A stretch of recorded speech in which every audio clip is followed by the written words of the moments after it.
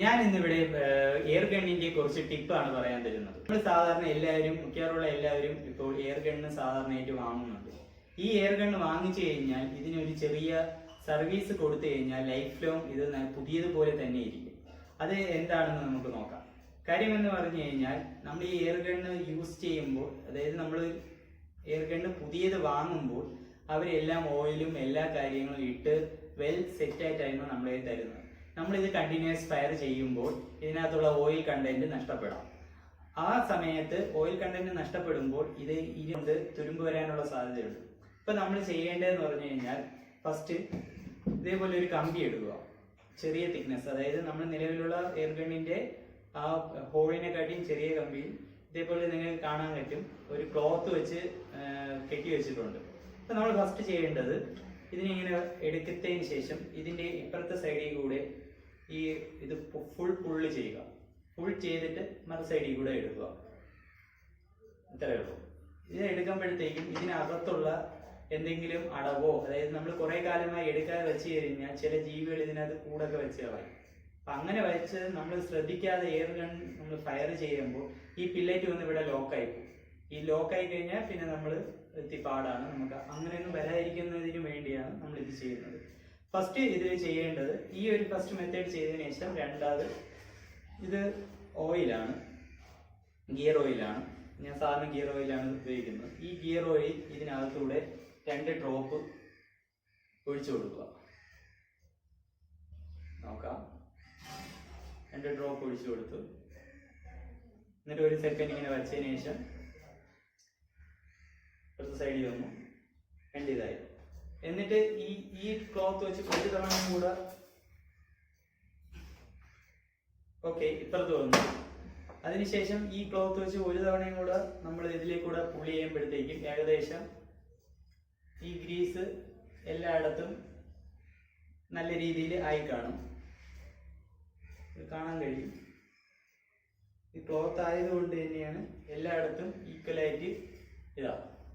Next ചെയ്യേണ്ടതെന്ന് പറഞ്ഞു കഴിഞ്ഞാൽ ഈ എയർ ഗണ്ണിന്റെ അകത്ത്, അതായത് എയർ സക്ക് ചെയ്യാനുള്ളൊരു പോർഷൻ ഉണ്ട്. അപ്പൊ അതിനകത്തേക്ക് 2 ഡ്രോപ്പ് നമുക്ക് ഓയിൽ ഒഴിച്ച് അപ്ലൈ ചെയ്ത് കൊടുക്കാം.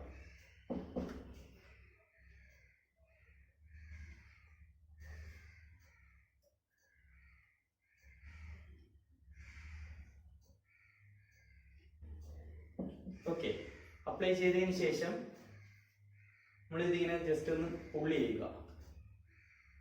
പുള്ളി ചെയ്യുമ്പോഴത്തേക്കും ഇതിനകത്ത് നമുക്ക് എയർ വലിക്കുന്ന സൗണ്ട് കേൾക്കാൻ കഴിയും. ഇത് നമ്മൾ ചെയ്യുന്നതിന്റെ ഉദ്ദേശം എന്ന് പറഞ്ഞു കഴിഞ്ഞാൽ ഇതിന്റെ കംപ്രസറൊക്കെ കറക്റ്റ് ആണ് എന്ന് നോക്കുന്നതാണ്. എന്നിട്ട് നമുക്ക് അടുത്ത് ചെയ്യാനുള്ളത് ഇതിന്റെ ഇവിടെ ഈ സ്പ്രിങ് വരുന്നതിന്റെ ഇവിടേക്ക് നമുക്ക് ഓരോ തുള്ളി ഓയിൽ അപ്ലൈ ചെയ്ത് കൊടുക്കുക. ഇത്രയേ ഉള്ളൂ, സിമ്പിളാണ്. അതിനുശേഷം നമുക്ക് ഇതിനെ ഒന്ന് ലോഡ് ചെയ്യാം. ലോഡ് ചെയ്യുമ്പോഴത്തേക്കും ഈ ഭാഗങ്ങളിലൊക്കെ നമുക്ക് ഓയിലിൻ്റെ ഇത് കാണാൻ കഴിയും, തുരുമ്പ് കാണാൻ കഴിയും. ഈ തുരുമ്പുകളൊക്കെ നമുക്ക് മാറ്റുന്നതിനായി നമ്മൾ അടുത്തതായി ഉപയോഗിക്കുന്നത് ഗ്രീസാണ്. ഈ ഓയിൽ തന്നെ അപ്ലൈ ചെയ്താലും മതി. ഗ്രീസ് ആകുമ്പോൾ കുറച്ചുകൂടെ ഒരു കോട്ടിങ് കിട്ടും. നമ്മൾ കുറച്ച് ബനിയൻ വേസ്റ്റ് എടുക്കുക, ഈ ഗ്രീസിലേക്ക് അപ്ലൈ ചെയ്യുക. എന്നിട്ട് നമ്മൾ ഇതിൻ്റെ എല്ലാ ബോഡിയിലും നല്ല രീതിയിൽ അപ്ലൈ ചെയ്ത് കൊടുക്കുക.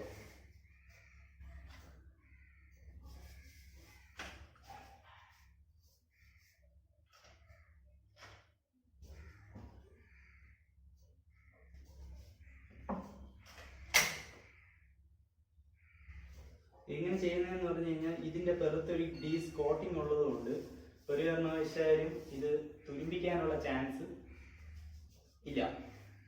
എൻ്റെ കയ്യിൽ ഈ ഇരിക്കുന്ന എയർ ഗൺ ഏകദേശം ഒരു 5 വർഷം പഴക്കമുള്ളതാണ്. ഇപ്പൊ ഇത് ഫയർ ചെയ്യുമ്പോഴുള്ള സൗണ്ട് കേൾപ്പിച്ചു തരാം. പുതിയതിന്റെ അതേ ക്വാളിറ്റിയിലാണ്. കണ്ടു കഴിഞ്ഞാൽ ആരും പറയില്ല ഇത് പഴയ എയർ ഗണ്ണാണ്. ഇത് 5 വർഷം പഴക്കമുള്ള എയർ ഗണ്ണാണ്. അതായത് ഞാൻ ഇതേപോലെ വെൽ മെയിൻ്റനൻസ് ചെയ്താണ് എയർ ഗൺ എല്ലാം സൂക്ഷിക്കുന്നത്. അത് നിങ്ങളിലേക്കും കൂടെ എത്തിക്കുന്നതിന് വേണ്ടിയാണ് ഞാൻ ഈ വീഡിയോ ഇടുന്നത്, മറ്റൊന്നുമല്ല. അതായത് എയർ ഗൺ എപ്പോഴും നല്ല പെർഫോമൻസ്. പിന്നെ ഒരു കാര്യം പ്രത്യേകം ശ്രദ്ധിക്കേണ്ടത്, എയർ ഗണ്ണ് നമ്മൾ ലോഡ് ചെയ്ത് കഴിഞ്ഞാൽ നമ്മൾ ഫുൾ ലോഡ് ചെയ്ത് ലോക്ക് കേട്ടതിന് ശേഷം റിലീസ് ചെയ്ത് കഴിഞ്ഞാൽ നമ്മൾ മാക്സിമം കൂടുതൽ സമയം ഈ എയർ ഗണ്ണ് ലോഡ് ചെയ്ത് വച്ചിരിക്കരുത്. കാര്യം നമ്മൾ ഒരു 1 അവറിനകത്തെങ്കിലും ഇത് തിരിച്ച് ഫയർ ചെയ്തിരിക്കണം. ഫയർ ചെയ്തില്ല എങ്കിൽ ഇതിനകത്തുള്ള കംപ്രസറിന് കാലക്രമേണ പ്രോബ്ലം ഉണ്ടാകാൻ ചാൻസ് ഉണ്ട്. എയർ ഗൺ നമ്മൾ എല്ലാ സർവീസും ചെയ്തതിന് ശേഷം അതിൻ്റെ ടെസ്റ്റിംഗ് ആണ്. നമ്മൾ വേറെ ഒന്നുമില്ല, നമ്മൾ സാധാരണ നിങ്ങൾ എല്ലാ യൂട്യൂബ് വീഡിയോയിൽ കാണുന്ന പോലെ തന്നെയാണ്. നമ്മൾ എയർ ഗൺ എടുക്കുന്നു, കൈ ലെഫ്റ്റ് ഹാൻഡോ റൈറ്റ് ഹാൻഡോ ഓരോരുത്തരുടെ സൗകര്യം അനുസരിച്ച് നമ്മൾ പിടിക്കുന്നു. ഈ ഒരു ഏരിയ നമ്മൾ ഷോൾഡറിൽ കണക്ട് ചെയ്യുന്നു. ഫസ്റ്റ് ടാർഗറ്റ്, സെക്കൻഡ് ടാർഗറ്റ്, ഞാൻ 3 ടാർഗറ്റ് യൂസ് ചെയ്യുന്നുണ്ട്. ഇതാണ് 3ാമത്തെ ടാർഗറ്റ്. അത് നമ്മൾ എപ്പോഴും ലെവൽ ചെയ്ത് വെക്കേണ്ടതാണ്. 3 ടാർഗറ്റിൽ ഈക്വലായിട്ട് ലെവൽ പക്ക ആയതിനു ശേഷം നമുക്ക് ഫയർ ചെയ്യാവുന്നതാണ്. ഫയറിംഗ് വീഡിയോ ഒക്കെ നിങ്ങൾ കണ്ടിട്ടുണ്ട്. നമ്മൾ നമ്മൾ ആദ്യമായിട്ടാണ് ഫയർ ചെയ്യാൻ പഠിക്കുന്നതെങ്കിലും നല്ല രീതിയിൽ ഒരു ആക്യുറസി ഒക്കെ നമുക്ക് ബാലൻസ് ചെയ്ത് ചെയ്യാൻ എളുപ്പമുള്ള മെത്തേഡ് എന്ന് പറയുമ്പോൾ നമ്മൾ സാധാരണ മിലിറ്ററിയിലുള്ള ആൾക്കാരൊക്കെ ഉപയോഗിക്കുന്ന അതേ മെത്തേഡ് ഉപയോഗിക്കുന്നതായിരിക്കും നമുക്ക് കുറച്ച് ഈസി ആയിട്ടുള്ളത്. അത് ഏത് മെത്തേഡ് എന്ന് നോക്കിയാൽ നമ്മളൊരു സപ്പോർട്ട് ഗ്രൗണ്ടിൽ എപ്പോഴും സപ്പോർട്ട് ചെയ്തുകൊണ്ട് തന്നെ ഫയർ ചെയ്യുക.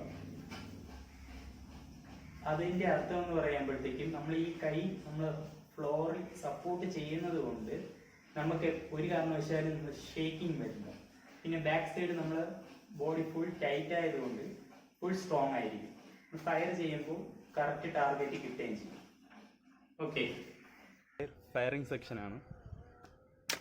ആദ്യം ലോഡ് ചെയ്യാം.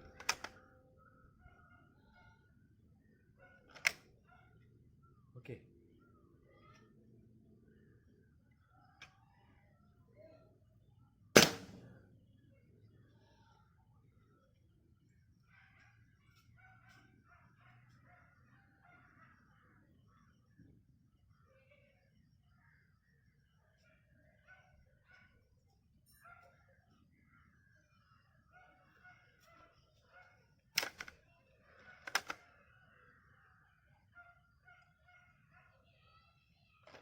ഫസ്റ്റ് നമ്മളൊരു ബോട്ടിലാണ്, കാണാൻ പറ്റുമോ നോക്കാം.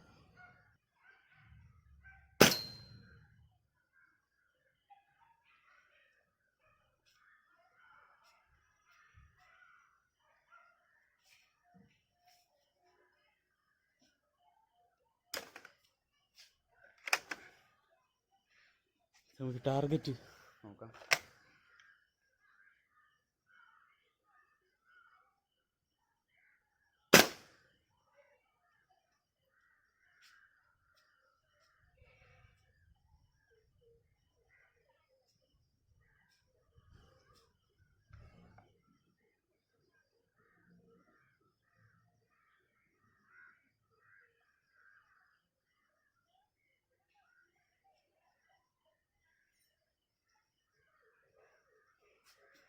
അത് നമ്മൾ ചോക്കാണ് അടിച്ചു പൊട്ടിക്കാൻ പോകുന്നത്, ആക്യുറസി ചെക്ക് ചെയ്യാൻ.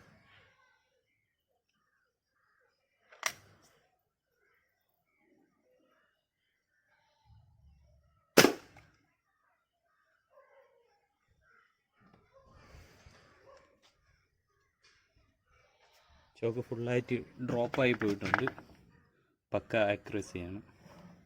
പിന്നെ നേരത്തെ ബുള്ള് ആയിരിക്കുന്നുണ്ട്.